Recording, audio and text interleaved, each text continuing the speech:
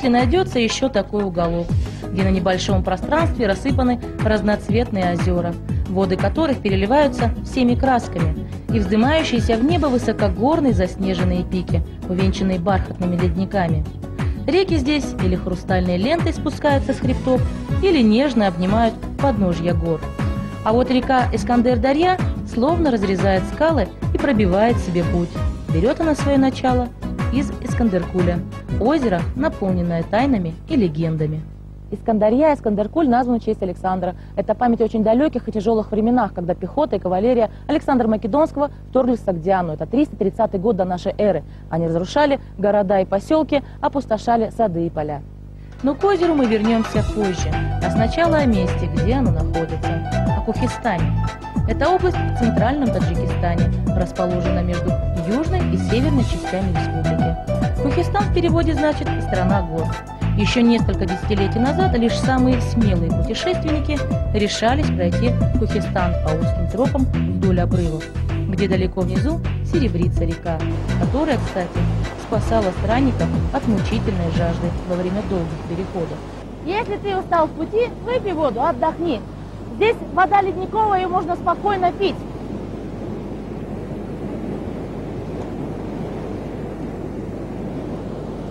Холодная, самый раз в жаркий полдень. Правда, прежде чем испить прохладной водицы, нужно найти проход к ней, что совсем непросто. В итоге осилить путь в Кухистан могли только очень отважные люди. Поэтому неприступная область долгое время оставалась белым пятном на древних географических картах. Лишь в X-XI веках арабские географы смогли проникнуть в загадочные горные места. А всерьез изучением и освоением этих мест занялись только после Октябрьской революции. Сегодня в Кухистане любимое место туристов, а особенно альпинистов, конечно, Фанские горы. Крутые хребты буквально разорвали пространство на глубокие и узкие ущелья, по которым бежит река Фандарья, что в переводе обманчивая.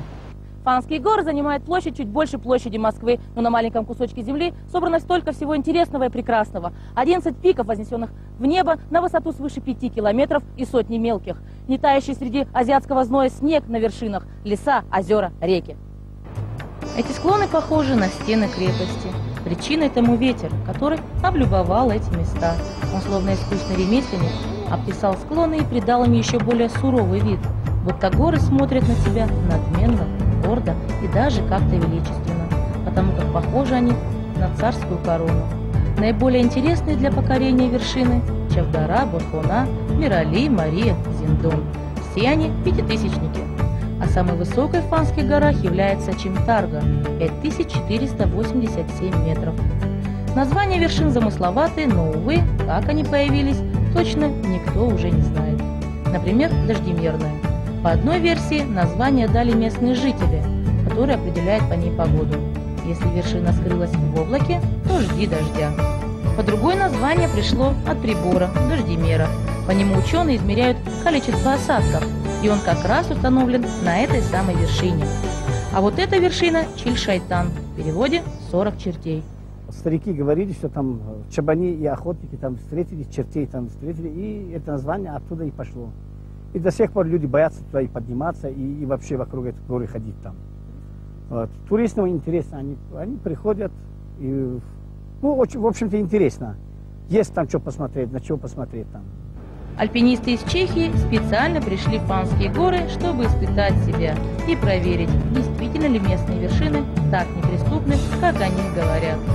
У каждого рюкзак весом 30 килограммов. Самое главное при себе иметь палатку, бензиновый примус, еду и карту. А вот воду с собой в Фанские горы брать не обязательно. Она здесь повсюду. Это очень интересно. Мы говорили с нашими друзьями в Чехословакии через интернет. Читали много книг о Таджикистане и Фанских горах. Ну, это очень интересно. Я был в Европе, в Алпах, в Турции, и в Африке тоже, в Тунисе, в Марокко тоже. А я скажу вам, что Таджикистанские горы очень трудно. сложно и красиво. В 1936 году центр Кухистана пересекла горная автодорога, которая соединила юг и север страны. Это очень сложная трасса. Необходимо преодолеть 2 высоких перевала. И осторожность водителя здесь превыше всего. Перепад высот между началом подъема и перевалом более 1400 метров. В ближайшее время на одном из опасных участков дорог будет закончено строительство тоннеля. Его пробурили сквозь гору, чтобы сократить путь. Старая трасса из Душанбе до Искандеркуля занимала около 5 часов, а через тоннель понадобится всего 3. А главное, трудный перевал Анзок, что находится на высоте почти 3500 метров над уровнем моря, больше не будет угрожать путникам своей крутизной. Кроме того, появится возможность увидеть зимнюю красоту здешних мест. И занесенный снегом перевал перейдет из раздела непреодолимых преград в список достопримечательностей.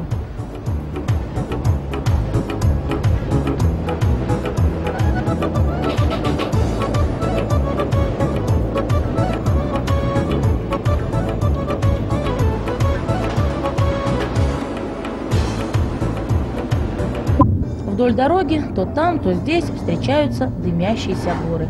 Они похожи на исполинские пепелища, где еще недавно бушевал костер, обогревающий великанов. На самом деле это горит уголь, залежи которого сохранились с юрского периода.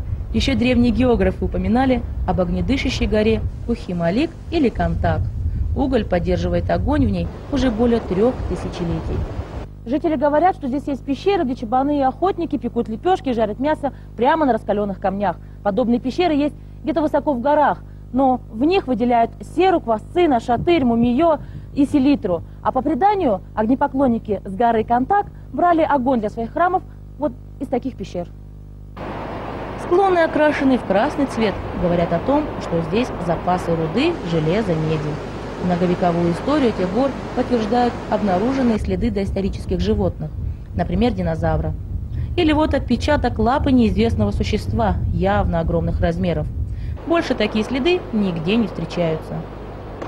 За красными склонами появляются синеватые и сиреневые горы. За эту радужную палитру ущелье прозвали ущельем цветных скал. Здесь уже течет Искандер-Дарья или Искандарья.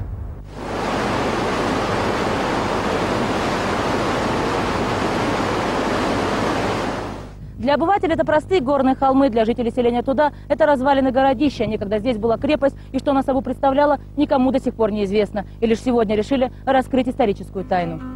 О существовании крепости знают единицы. Дело в том, что находится она высоко в горах. Спешащие к Искандеркулю туристы чаще всего не замечают ее.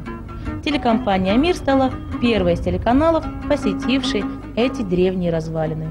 Мы сейчас стоим на самой верхней точке крепости, а вообще мы находимся на высоте более 2000 метров над уровнем моря. Представляете, какая красота, какая высота, какой воздух.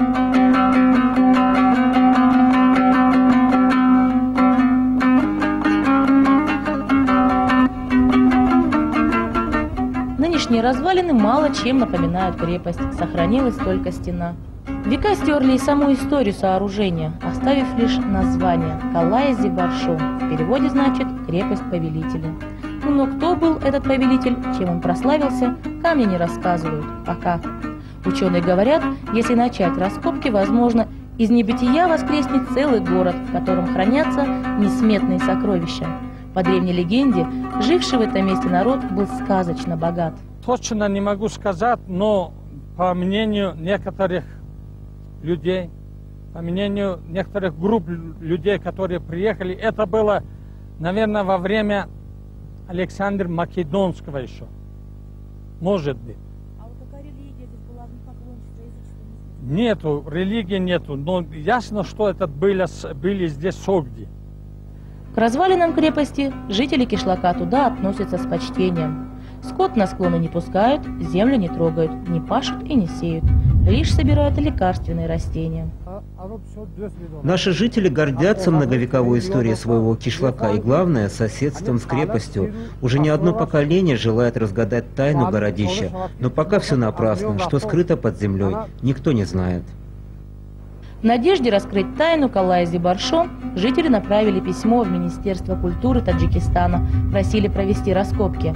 Теперь с нетерпением ждут ответа и верят, крепость получит второе рождение.